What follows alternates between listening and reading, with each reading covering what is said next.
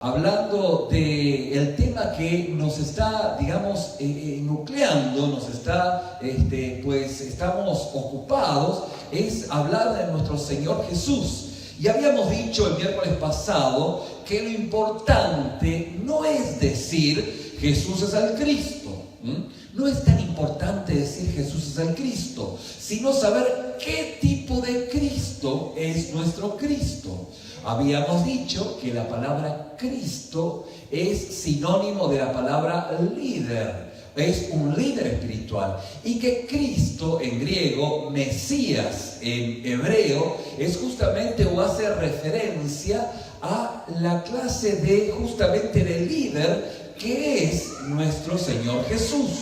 Por eso es que lo que decíamos el miércoles pasado es que no es tan trascendente decir que Jesús es el Cristo, aunque es obviamente importante, sino que más importante es entender qué clase de líder es nuestro Señor Jesús. Y justamente es ese tipo de líder del cual empezamos a descubrir y empezamos a entender. O si lo hacemos justamente desde el otro título cristológico, tanto como Cristo o como Hijo de Dios, es poder entender qué tipo de Dios está refiriéndose Jesús cuando dice que Dios es su Padre. Esto es justamente lo que hacíamos referencia, porque esencialmente tenemos que entender qué clase de Dios, qué clase justamente de Cristo o de líder es nuestro Señor Jesús.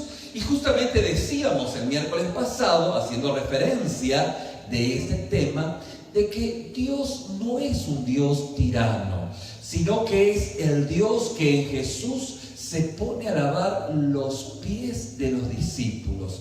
De hecho, justamente del Dios que nos sorprende, nos asombra por su humildad. Este es el Dios del cual justamente Jesús estaba haciendo referencia cuando decía, pues Dios es mi Padre. Es este Dios, es esta clase de líder quien es nuestro Señor Jesús. Es esta clase de Mesías, de ungido de Cristo, que es justamente nuestro Señor Jesús. Entender que Jesús es el Cristo no es, como decíamos el miércoles pasado, gritar a los cuatro vientos que Jesús es el Cristo. Aunque obviamente declaramos que Jesús es el líder, es el Mesías, es el Cristo, pero nosotros entendemos en profundidad que justamente es el Mesías o el líder que viene a destruir el mal sin utilizar la violencia. Este tipo de líder es nuestro Señor Jesús. Y justamente Él viene a afrontar el pecado, o sea, la rebelión contra Dios, sin la violencia como estandarte. Esto es entender qué clase de Mesías, qué clase de Cristo es nuestro Señor Jesús. O esencialmente, qué clase de líder es nuestro Señor Jesús, donde Jesús prefiere morir a matar. El Mesías cuyo poder es servicio. Y cuando nosotros empezamos a descubrir este Jesús, empezamos a entender qué clase de Dios es al cual nosotros creemos. Un Dios que vino para servir, no para ser servido, para dar su vida en rescate por nuestra condición pecaminosa, por nuestras vidas. Y justamente usted y yo, y en ese momento, cuando hablábamos acerca de el apóstol Pedro y nosotros, como decía Marcos capítulo 8, debemos entender justamente y enterarnos bien de qué se trata este Mesías, y no otro tipo de Mesías o liderazgo que pudiésemos tener en nuestra cabeza. Por esto es que es necesario entender qué clase de líder tenemos. Es necesario entender qué clase de Dios justamente Jesús estaba declarando. Y dentro de este contexto, ver cómo el Espíritu Santo va obrando en nuestra vida y nos hace entender estas verdades profundas que hacen realidad la vida de nuestro Señor en cada una de nuestras vidas.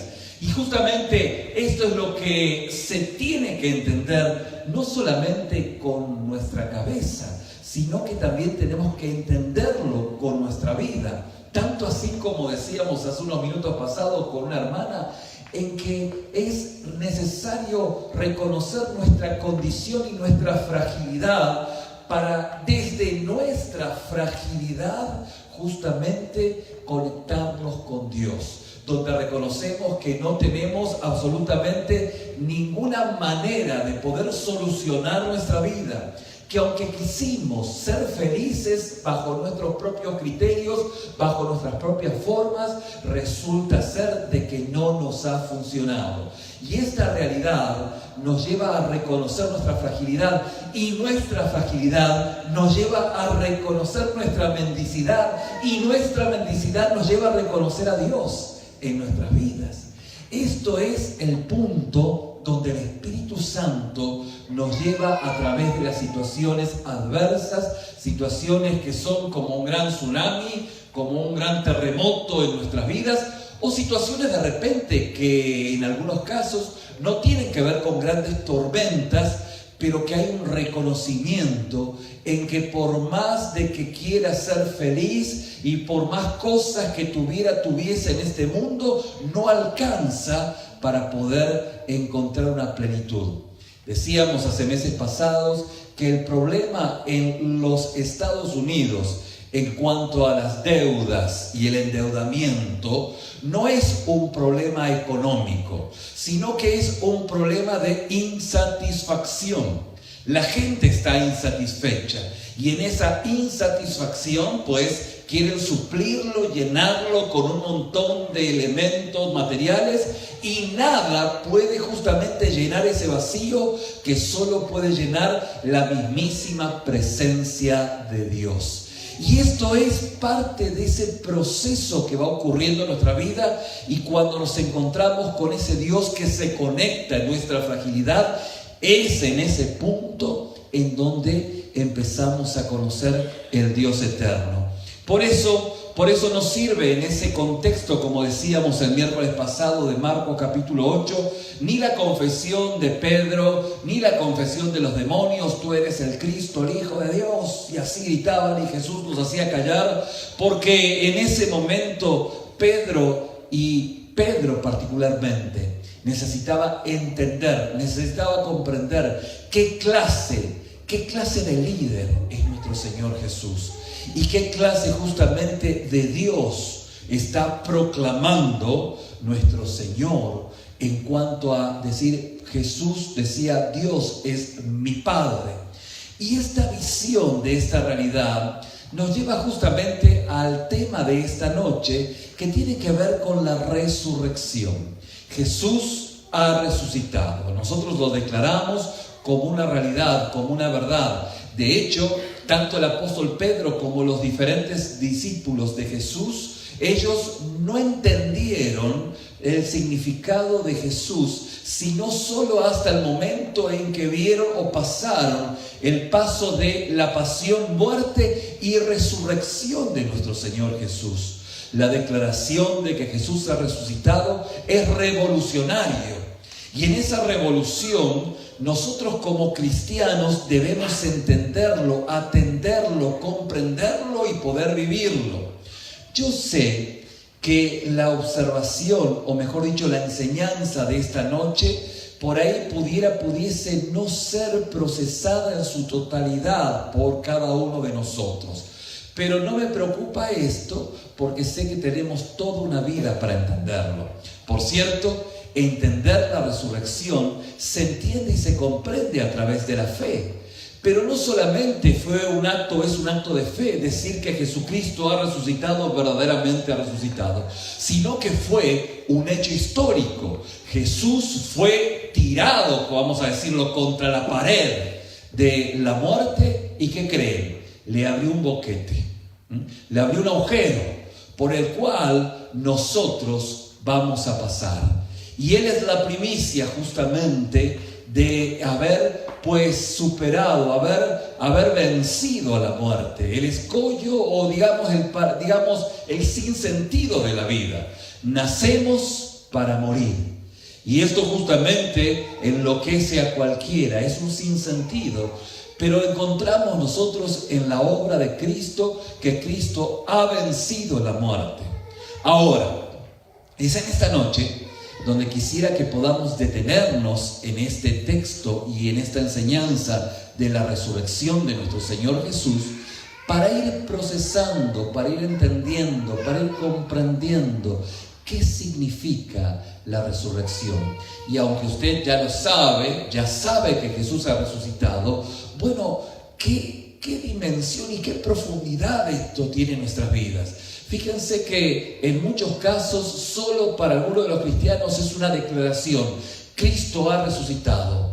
Pero si tenemos la convicción de que Cristo ha resucitado, pudiese ser esto transformador para nuestras vidas, en nuestro entendimiento y en nuestra consagración a Dios, tanto así como lo vivieron los primeros discípulos y los primeros cristianos y aquellos hijos de Dios que día con día van consagrándose más a nuestro Señor Jesucristo. Amén. ¿Vamos bien hasta acá? Por eso vamos a ir al pasaje más antiguo de la resurrección de nuestro Señor Jesús. Y el pasaje más antiguo que habla de la resurrección de nuestro Señor Jesús está en 1 Corintios capítulo 15. Usted dice: pastor, el indicio o el pasaje o el texto más antiguo de la resurrección no está en los evangelios. ¿Cómo puede ser que esté en 1 Corintios capítulo 15? Bueno, es así, mi hermano. De hecho, los evangelios fueron escritos medianamente luego del año 60, 70, y hoy no hacemos tiempo, pero en sus apuntes, apunte Hechos capítulo 18, y usted dirá que tiene que ver Hechos 18. Es que Hechos capítulo 18, todo el capítulo nos muestra al apóstol Pablo llegando a Corinto. Fue así en donde el apóstol Pablo llegó a Corinto. Los primeros versículos nos habla que el apóstol Pablo se encontró con Prisca y Aquila, Priscila y Aquila. ¿Quién eran Priscila y Aquila? Priscila y Aquila eran dos ciudadanos de Roma. ¿Qué ocurrió? ¿Por qué estaban en Corinto? Ocurrió que estaban en Corinto porque Claudio, quien era el gobernador, el emperador, pues encontró o digamos expulsó a todos los judíos de Roma. Había habido una revuelta y expulsó a todos los judíos. Y usted tiene que ver, usted se pregunta, bueno, pero a los judíos, ¿y qué tiene que ver esto Priscila y Aquila? Es que a Claudio, obviamente, esto de ser judío y ser cristiano era más o menos, o sea, había mucha confusión. Los cristianos iban a la sinagoga, entonces, pues, pagaron justos por pecadores y ahí, pues, se fueron, echaron a los judíos y también deportaron a los cristianos, Y en ese contexto, Priscila y Aquila, en Hechos capítulo 18, Lucas relata, documenta de que llegaron a Corinto. ¿Me va siguiendo?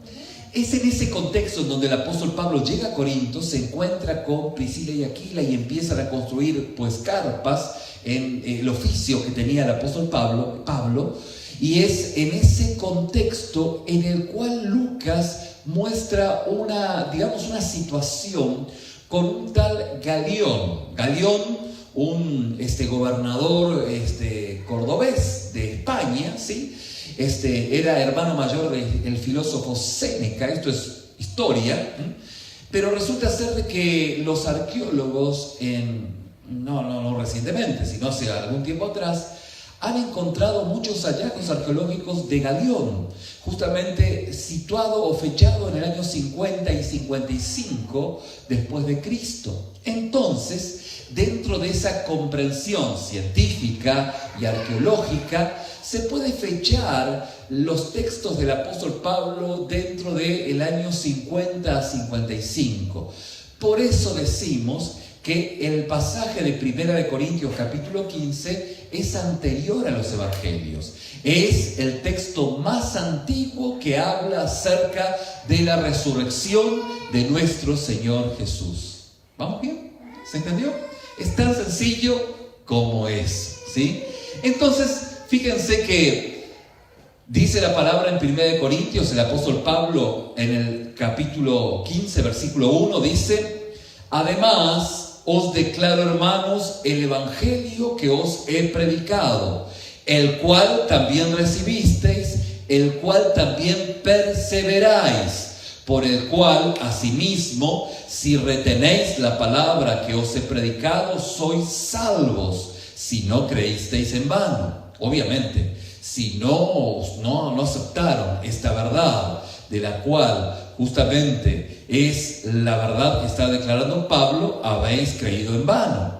Primeramente os he enseñado lo que asimismo recibí, y esta sería la verdad, que Cristo murió por nuestros pecados, conforme a las Escrituras. ¿Qué Escrituras? Del Antiguo Testamento.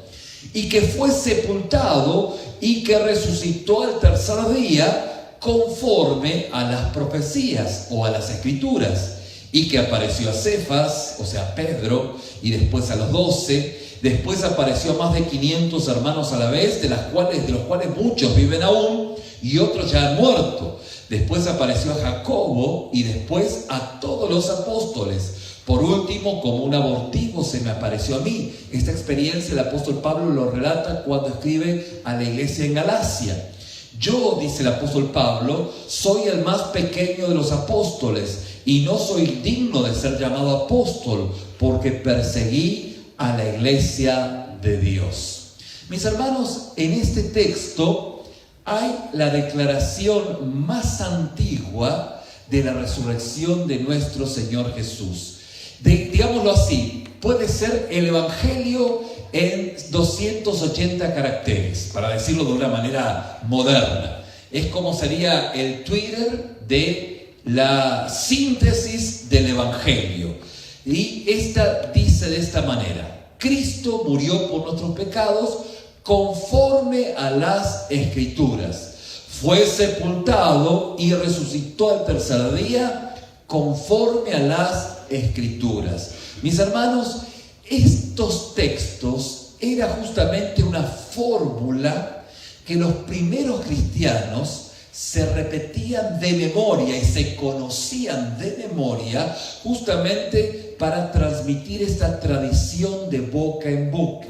Si bien ese texto fue escrito en el año 50-55 después de Cristo, esta máxima o estas palabras, estos versículos que hemos leído, era la tradición de boca en boca que los primeros cristianos pues tenían que saberlo de memoria, porque esencialmente esto es el Evangelio. ¿Cuál es? Cristo murió por nuestros pecados conforme a las Escrituras, fue sepultado y resucitó al tercer día conforme a las Escrituras. Y justamente esta fórmula que tenían que memorizar los primeros cristianos es la fórmula del Evangelio, ¿sí o no? Esta es la fórmula del Evangelio. Los primeros cristianos lo que hacían era repetirse de memoria estos versículos y era parte esencial de la verdad que ellos tenían en su corazón. De hecho, es justamente la esencia del Evangelio. Y justamente Jesús resucitó, como dice la palabra, pero lo esencial de los primeros cristianos que hacían mucho énfasis es que Jesús resucitó con un cuerpo. No era un fantasma que en ese tiempo era justamente muy natural en sus creencias. Y Jesús, justamente para evidenciar que no era un fantasma, era un visitante de entre los muertos, Jesús no estaba muerto. Dice la palabra que Jesús comió entre sus discípulos, ¿sí o no? Esto es justamente el énfasis en los que los apóstoles y los primeros cristianos hacían énfasis. Jesús resucitó, pero resucitó en un cuerpo. Y esto es esencial para poder entender la comprensión de los primeros cristianos y poder entenderlo el día de hoy. ¿Por qué la insistencia en el Evangelio de un cuerpo? ¿Por qué? De hecho, Jesús lleva en su cuerpo las marcas de su historia, tanto así como en su cuerpo usted lleva las marcas de su historia, ¿sí o no? Usted pues en su cuerpo se evidencian de repente las cirugías que ha tenido, o tal vez las agruras, las dificultades que pasó. Es parte, ¿no? Y Jesús en su cuerpo llevaba las marcas de su historia. De hecho, la fe cristiana nace de la noticia de la resurrección de Jesús. Fíjense que así es como nace la fe cristiana. ¿Y qué pasa? Bueno, después viene la experiencia. Y después justamente viene la transformación. Pero no al revés. No es que primeramente viene una transformación y luego viene la creencia de que Jesús resucitó. No. El Evangelio básicamente es una noticia. La noticia es que Jesús resucitó. ¿Vamos bien hasta acá? Fíjense que es necesario otra vez, pues, levantar o recapturar estas verdades para poder justamente entender claramente el Evangelio y para poder vivir el Evangelio en lo que el Evangelio justamente está predicando.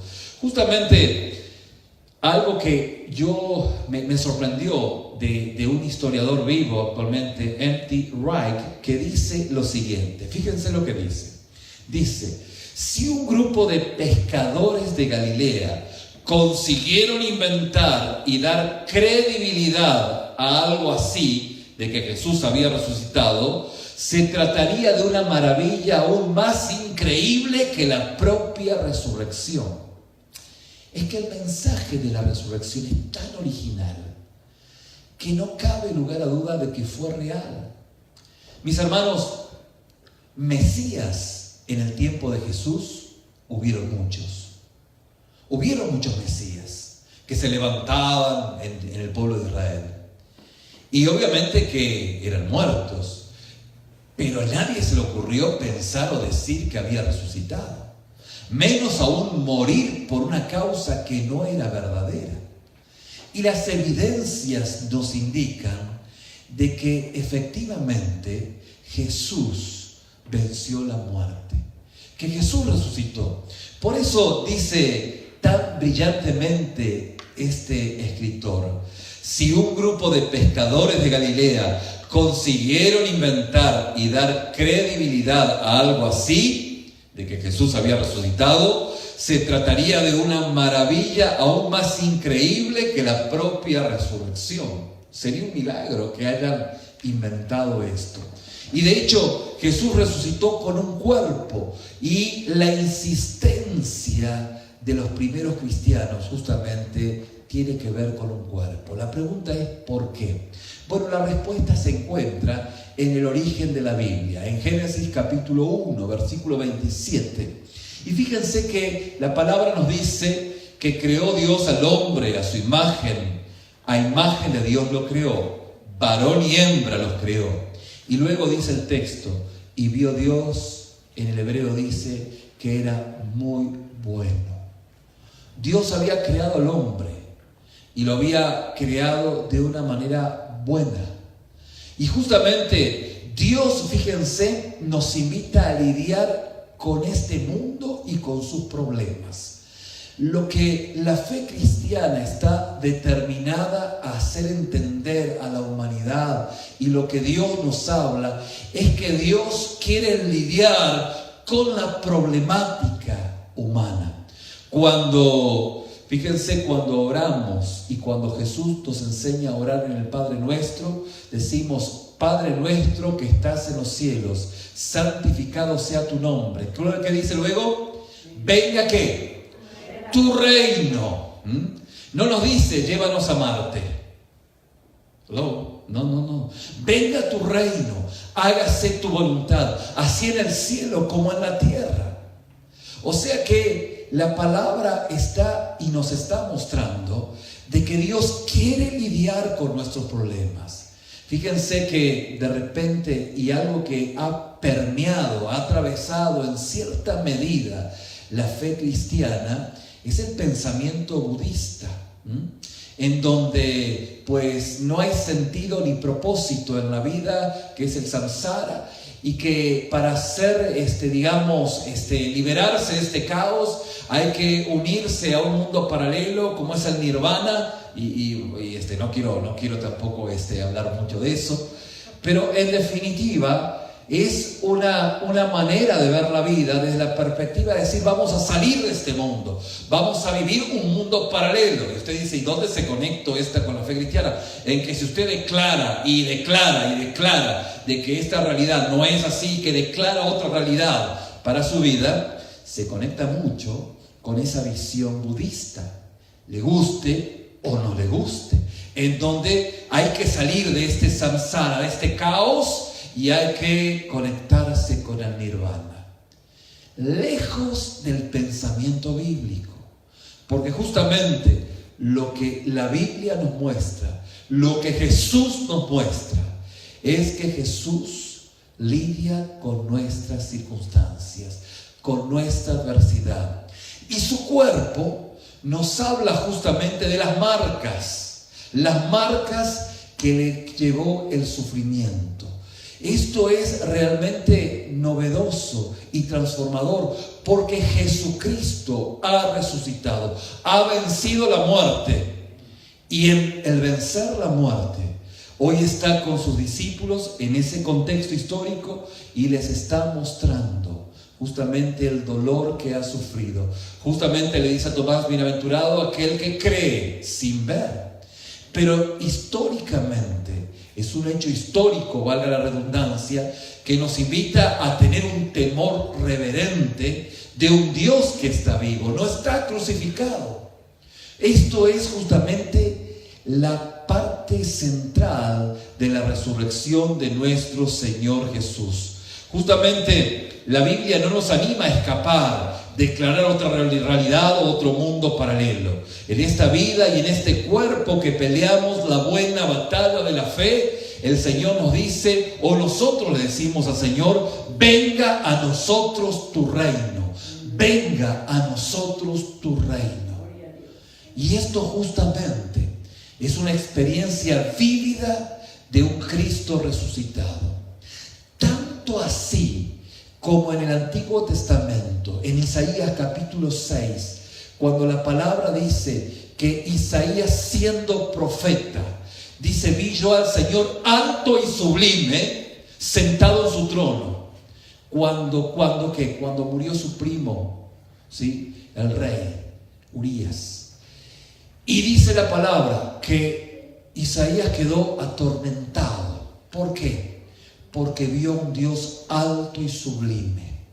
Y ya dejó de venir tarde a la iglesia, ya dejó de poner excusas para congregarse, ya porque lo vio.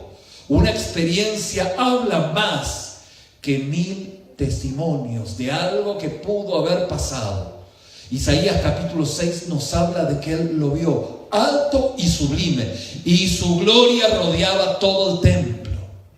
Esta es la experiencia en el Antiguo Testamento y la experiencia en el Nuevo Testamento de ver a Cristo resucitado. Es por eso que los discípulos, cuando vieron a Cristo, al Cristo resucitado, dijeron, ay caray, la verdad es que antes no entendíamos nada.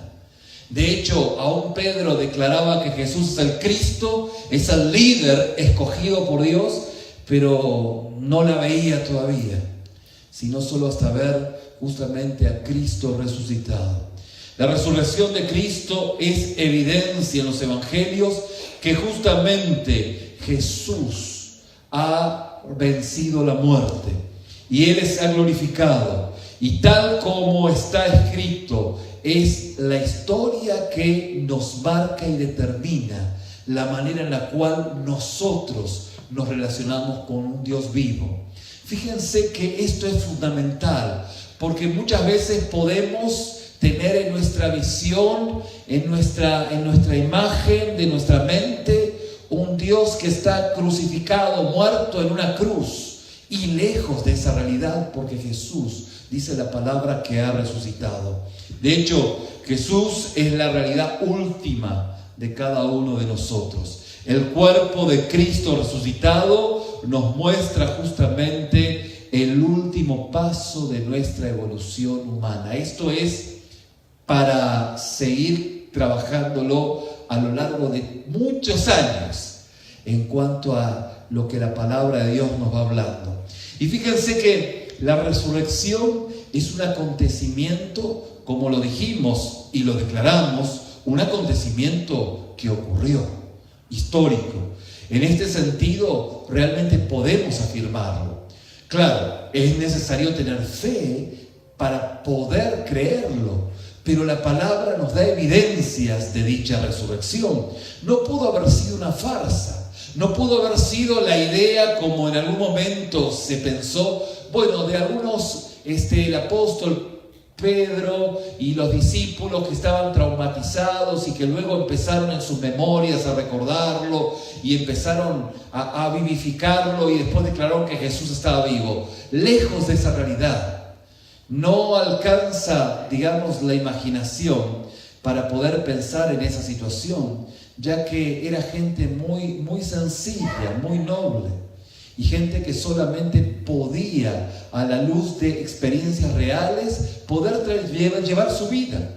Y en ese contexto es donde se evidencia la realidad de la resurrección. De hecho, si no hubiera pasado, como dice el apóstol Pablo, no tendría sentido la fe cristiana. La resurrección es real y es un acontecimiento histórico, pero como dijimos, requiere fe. Y es esa fe que nos afirma justamente en la evidencia de un Dios vivo. Y esto trae en nosotros tres consecuencias que pudiesen marcar nuestra vida. En primer lugar, sabemos que así como Jesús ha resucitado, nosotros resucitaremos con Él. Esto lo dice el apóstol Pablo en 1 Corintios capítulo 6, versículo 14. Y Dios que levantó al Señor, también a nosotros nos levantará con su poder. Y luego el capítulo 15, versículo 20, el apóstol Pablo dice: pero ahora Cristo ha resucitado de los muertos, primicia, en griego apargé, de los que murieron. Cristo resucitó como primicia. Y cuando Cristo resucitó como primicia, podemos ver que hubo una transformación en sus discípulos. Antes de Cristo que haya padecido, haya muerto y resucitado, los discípulos lo veían con una ausencia de claridad increíble. Pero luego de la resurrección, vemos cómo los discípulos proclaman con claridad el valor de que Jesús es el Cristo, el Mesías, y es el Hijo de Dios. Lo declaran con una profundidad y una claridad absoluta. Fíjense que dice: Jesús es el Cristo. Jesús no es solo un profeta que anuncia el advenimiento del reino de Dios, es el Rey que ha venido. El reino está con nosotros y el Rey está entre nosotros. Esto es lo que los discípulos declaran.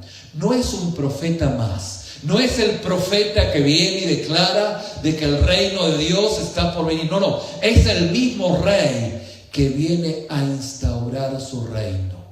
En el toque personal que empieza con cada uno de sus discípulos y lo hace en la actualidad, transformando nuestro corazón. Esto es el mensaje del Evangelio. Los discípulos declararon y nosotros hoy declaramos o debemos declarar con claridad que Jesús justamente es el líder, es el ungido de Dios y tiene esta capacidad de transformar nuestras vidas. Jesús es el Hijo de Dios. Jesús hizo lo que solo Dios podía hacer. Solamente podía hacerlo Jesús. Esto es algo increíblemente poderoso. Jesús hizo lo que solo Dios podía hacer, pero es una persona distinta al Padre. Hello. Fíjense que antes de Jesús podíamos definir a Dios de una manera, pero con la obra de Cristo en esa tierra, no podemos hablar de Dios si no incluimos a Jesús. Es imposible poder hablar de Dios si no incluimos a Jesús. Porque Jesús nos mostró cómo es Dios. La pregunta que nos hicimos y nos hemos dicho y leímos hasta el cansancio, hemos compartido. Dice la palabra que Dios no lo ha visto a nadie, pero quien ha visto a Jesús ha visto al Padre. Quien ha visto al Hijo ha visto al Padre. Jesús hizo lo que solo Dios podía hacer. Jesús es aquel que transmitió las verdades del Padre de una forma tan plena, tan contundente, que nosotros decimos, ¿cómo es Dios? Dios es amor, sí, pero ¿cómo? Como Jesús. Entender y comprender a Jesús es entender y comprender a Dios, pero en una persona distinta. De ahí la metáfora que usamos y que decimos Hijo de Dios, para poder expresarlo de una manera comprensible, ¿sí? Cuando hablamos de una metáfora decimos la primavera de la vida. ¿Qué es la primavera de la vida? La juventud, ¿no? ¿Sí? Es una metáfora, la primavera de la vida. Con un elemento diferente decimos algo similar, igual, pero es diferente. ¿Me explico? Yo sé que esto cuesta trabajo poder entenderlo, pero cuando la palabra de Dios habla acerca de Hijo de Dios, está refiriéndose a Dios mismo. Dios mismo. Es Dios mismo, pero en otra persona. Por eso hablamos de Dios Padre, hablamos de Dios Hijo y hablamos de Dios Espíritu Santo. Tres personas que cohabitan coeternamente en un solo Dios. ¿Qué dijo? Bueno, vamos a tener toda la vida para seguir trabajando este concepto. Pero vemos cómo Jesús hizo lo que solo Dios podía hacer. Y justamente alguien distinto al Padre, pero de la misma naturaleza del Padre. ¿Y qué pasó? Bueno, pasó que esta experiencia cambió a sus discípulos. Los discípulos comprendieron que si Cristo había resucitado, no podían seguir viviendo como antes. Ya no podían vivir como antes. Porque el mundo te dice gozar la vida, ¿sí o no? Y usted dice, bueno, pero para gozar la vida tengo que tener dinero. Bueno, trabaja bajo mis propias condiciones, dice el mundo. Entonces, tú trabajas para vivir la vida. Y si tú te das cuenta que la resurrección es real, te empiezas a dar cuenta que lo que el mundo te dijo, que lo que es el mundo, no es cierto. Porque el mundo obviamente no te da la felicidad. La felicidad te la da justamente la obra del Cristo resucitado. Por eso, no solamente el comprender esto fue asombroso, asombroso que Jesús resucitase, sino que no podían seguir como antes. Y esto, mis queridos, es justamente una realidad que tenemos que refrescar. Si creemos que Jesucristo ha resucitado, no podemos vivir como antes. No podemos seguir viviendo nuestra vida como que Dios no existe. Esto es lo que vivieron los primeros discípulos. Y justamente tuvieron la experiencia de una nueva presencia de Dios a través del Espíritu Santo. Cuando empezaron justamente a evidenciar la obra de Cristo y cuando Cristo ascendió a los cielos. Y cuando esto ocurrió, se comprometieron a reunirse semanalmente en torno a una cena. Dijeron, pues, ni modo, no podemos andar cada uno dispersos. ¿Por qué? Porque tenemos la realidad de que Cristo ha resucitado. Y una vez a la semana nos reunimos todos juntos a rememorar la obra de Cristo, sus últimas palabras, lo que vivió, lo que hizo, lo que dijo. Y en medio de esa cena que semanalmente se reunía, el Espíritu Santo empezó a glorificarse. es el comienzo de la iglesia. La iglesia comenzó por la obra del Cristo resucitado. De hecho, este círculo justamente de comunión en el Señor trajo ese comienzo de una iglesia viva, que el ocuparse unos a otros hizo que quienes estuvieran de afuera dijeran: miren cómo se aman. Miren cómo se aman. A partir de la realidad de un Cristo resucitado. No de una idea, no de quién sabe qué, sino a través de una noticia, porque el Evangelio es una noticia. La noticia es que Cristo ha resucitado, y esto es revolucionario.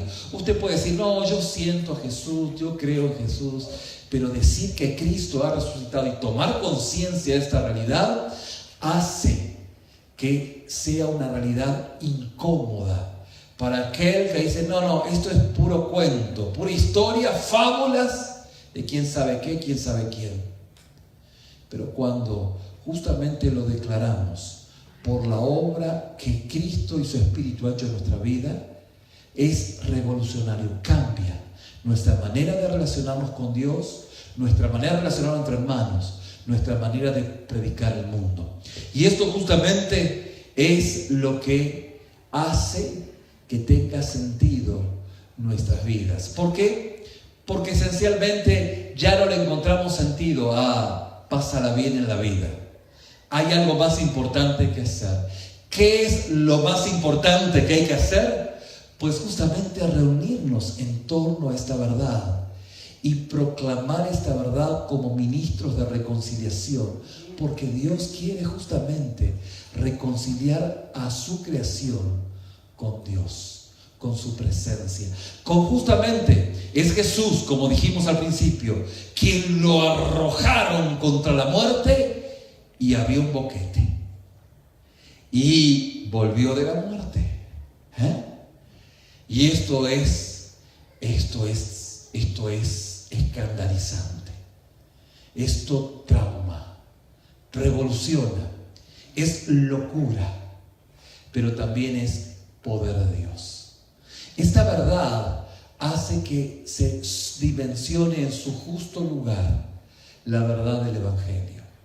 Y si Cristo ha resucitado en un cuerpo que vamos a seguir platicando, pero el cuerpo habla de la realidad, de una historia, una historia de dolor, de sufrimiento, de empatía con nuestras vidas, de conexión con nuestro dolor y de ayuda en medio de nuestra adversidad.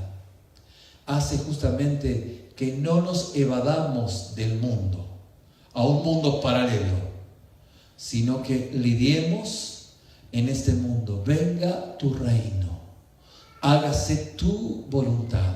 No nos saques a vivir a la estratosfera o al nirvana. No. En medio de esta situación, tú te vas a glorificar. Amén. Y en ese contexto somos ministros de reconciliación entre Dios y los hombres. Es de hecho lo mejor que nos puede pasar. Yo los invito a que en nuestros rostros vamos a orar. Señor, te damos gracias por la realidad de tu resurrección.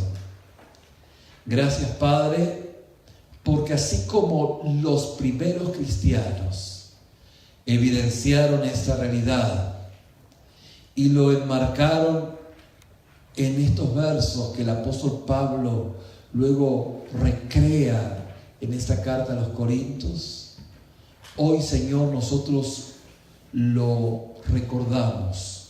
Otra vez lo volvemos a nuestro corazón para que esta sea una realidad. Realidad, Padre, que nos encamina. Realidad que nos hace pensar, reflexionar en tu verdad, en tu resurrección. En saber, Padre, que fue un hecho histórico, que fue una situación puntual, que tú hiciste un boquete, un agujero a la muerte misma. Y desde ahí, Señor, nosotros vamos a pasar. Padre, tenemos la claridad, la seguridad, que si estamos contigo, escondidos contigo en ti, no hay nada ni nadie que podrá atormentarnos. Padre, te damos gracias por esa eterna realidad. Te rogamos, Señor, que nos ayudes a entenderla, a vivirla, a procesarla, a experimentarla cada día por la obra de tu Espíritu, para que de esta manera podamos vivir el Evangelio, declarando, proclamando esta gran noticia. Señor, yo te ruego por tus hijos, que si aún ellos lo ven como algo místico, como algo que no llegan a comprenderlo en términos tan reales como lo dice tu palabra, que sea tu Espíritu quien nos confronte con esta realidad, para de esa manera vivir el Evangelio en la dimensión que tú lo has determinado. Padre, te lo pedimos, te lo rogamos, en el nombre de Jesús.